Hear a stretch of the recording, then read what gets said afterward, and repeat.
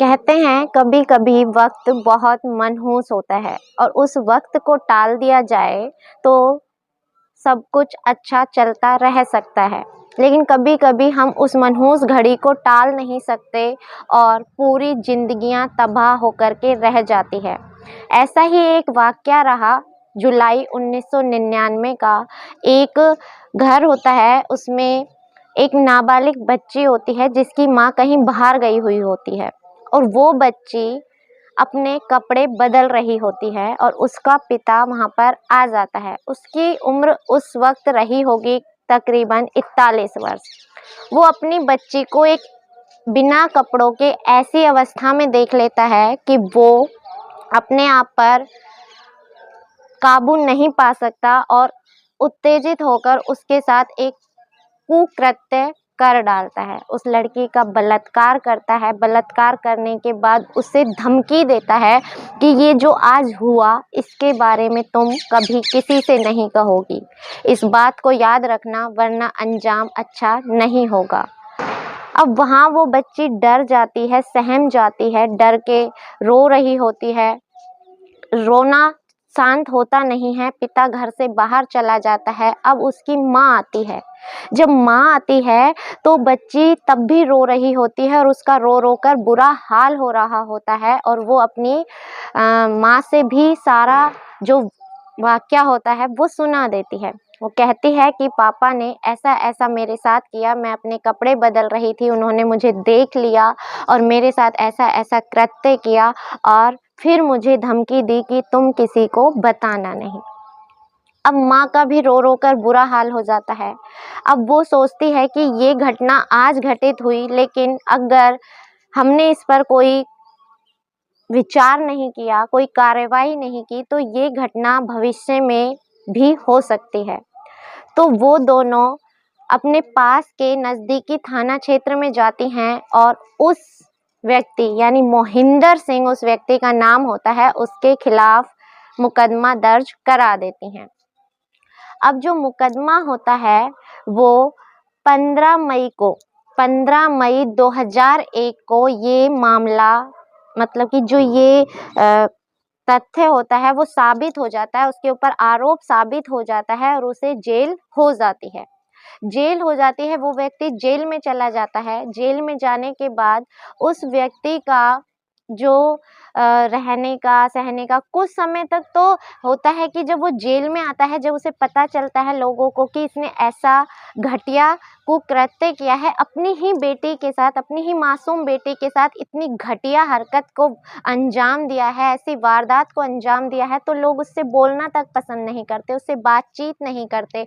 लेकिन धीरे धीरे अब वक्त आगे बढ़ने लगता है और वह व्यक्ति जो उसे काम दिया जाता है वो काम अच्छे से करता है। लोगों से मिलना जुलना, उनके साथ काम करना, उनके साथ रहना उठना बैठना, उसका स्वभाव धीरे धीरे ऐसा होने लगता है कि लोगों को एक बार को यकीन उठ जाता है कि कहीं ये झूठे आरोप में तो जेल में नहीं आया, क्योंकि उसको देखकर ऐसा लगता ही नहीं है। उसका आचार विचार इतना अच्छा होता है और धीरे धीरे सभी लोग उसके आचार विचार से खुश होने लगते हैं।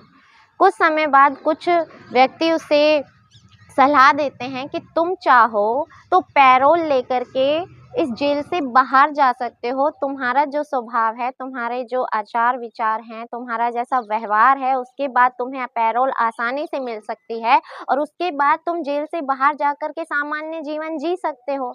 वो व्यक्ति इस बात पर गौर करता है और वो इस चीज के लिए अप्लाई करता है। अप्लाई करने के बाद 2005 में उसकी पैरोल, जो पैरोल का आवेदन होता है वो स्वीकार कर लिया जाता है। वो व्यक्ति घर जेल से बाहर आ जाता है। जेल से बाहर आने के बाद वो एक कमरा लेता है और किराए पर रहने लगता है।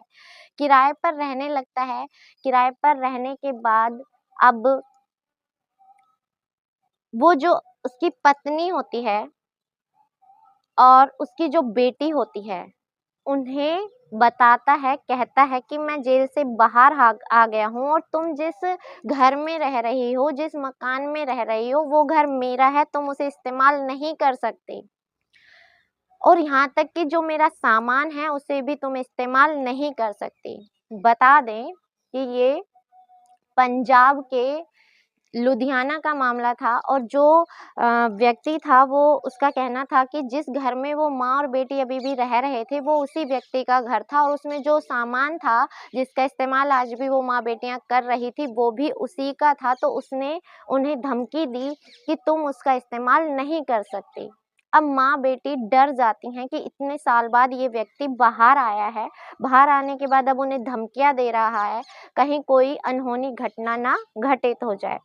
वो पास के ही पुलिस स्टेशन, होबे वाला पुलिस स्टेशन होता है, वहाँ जाती हैं, जाकर के शिकायत दर्ज कराती हैं और कहती हैं कि हमें धमकियाँ मिल रही हैं, ऐसा-ऐसा हमसे मेरा पति जो धमकियाँ दे रहा है। लेकिन जो पुलिस होती है, इस मामले को गंभीरता से नहीं लेती। पुलिस भी जब जाँच पड़ताल करती है तो उन्हें पता चलता है कि इस व्यक्ति का जो आचार-विचार था, उसका व्यवहार था, वो जेल में बहुत अच्छा था।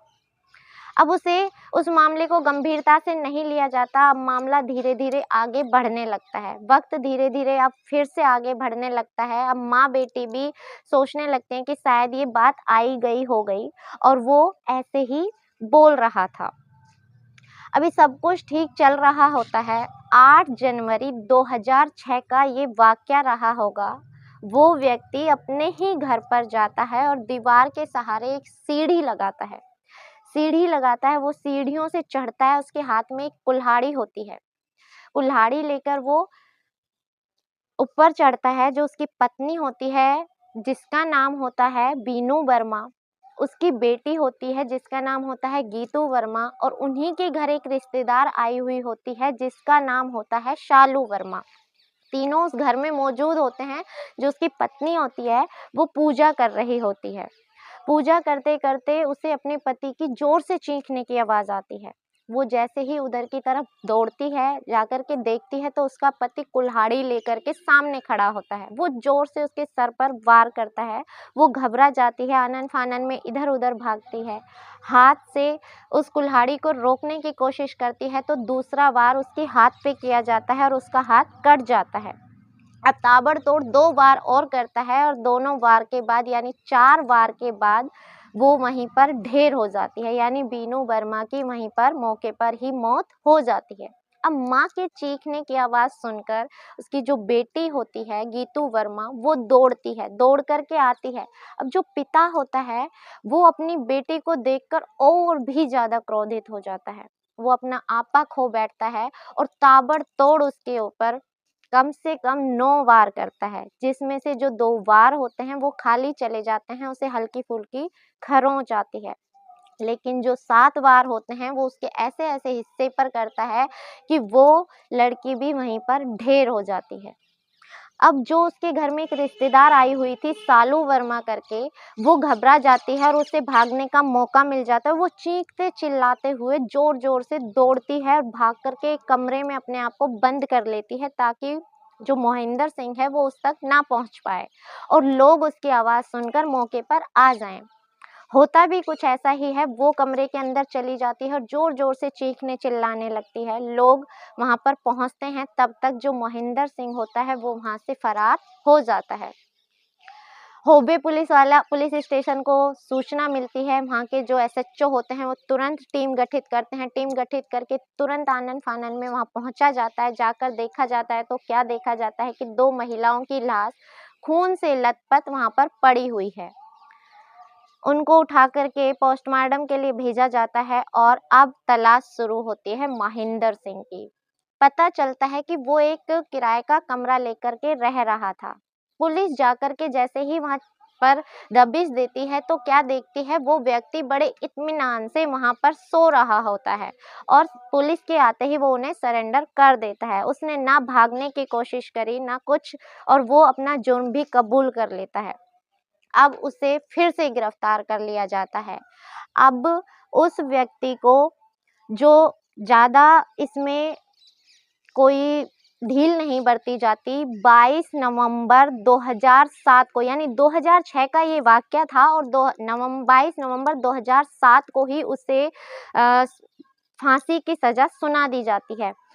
जज जो न्यायाधीश होते हैं लुधियाना के, जो लुधियाना के सत्र न्यायाधीश होते हैं, वो उससे रेयर ऑफ रेयर केस लेते हैं कि ऐसा मामला जिसमें उसे फांसी की सज़ा देनी ही देनी है, वो बरकरार रखी जाती है और उसे कहा जाता है कि इस बंदे को उस वक्त तक फांसी के फंदे पर लटका कर रखा जाए जिस वक्त तक इसके प्राण ना निकल जाएं, क्योंकि ऐसा व्यक्ति कभी भी मानसिक रूप से भी स्वस्थ था ही नहीं।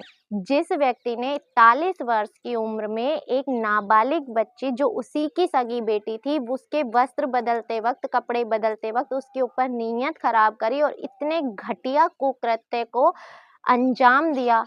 उतना ही नहीं, उसकी वजह से वो जेल काट के आया, जेल से बाहर निकला और उसने अपनी ही बीवी और अपनी ही बेटी का इतनी बेरहमी से कत्ल कर दिया। ऐसे व्यक्ति को जीने का कोई हक नहीं बनता।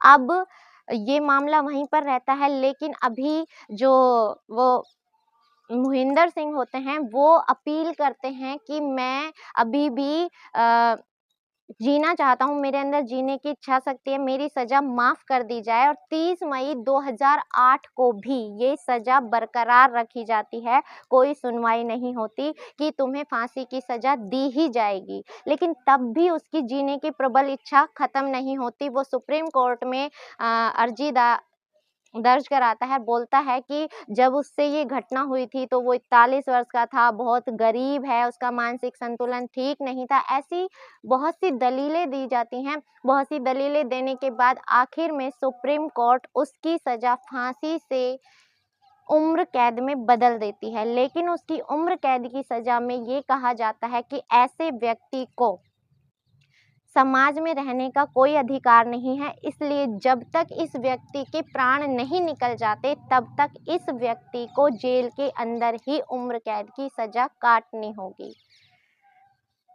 तो आप सभी को इस घटनाक्रम को सुनाने का उद्देश्य दुखी करना या परेशान करना नहीं है, बल्कि जागरूक करना है कि कभी-कभी बदहवाली में हम लोग भूल जाते हैं, रिश्तों की मान मर्यादा भूल जाते हैं और एक पल जो कहते हैं ना, एक बुरा वक़्त होता है, अगर उसे टाल दिया जाए तो ज़िंदगी बहुत खुशहाली से जी जा सकती है। अगर उस समय 1999 में उस व्यक्ति ने अपनी बच्ची पर गंदी नज़र नहीं डाली होती, उसके साथ ये कुकृत्य नहीं किया होता, तो आज उसकी बीवी भी ज़िंदा होती, उसकी मासूम बच्ची भी ज़िंदा होती और उस मोहिंदर सिंह की ज़िंदगी भी बर्बाद नहीं होती। लेकिन जो हो चुका है उसे बदला नहीं जा सकता। इसी के साथ मैं इजाज़त चाहूँगी। मिलते हैं अगली किसी सच्ची घटना के साथ। तब तक के लिए जय हिंद, जय भारत।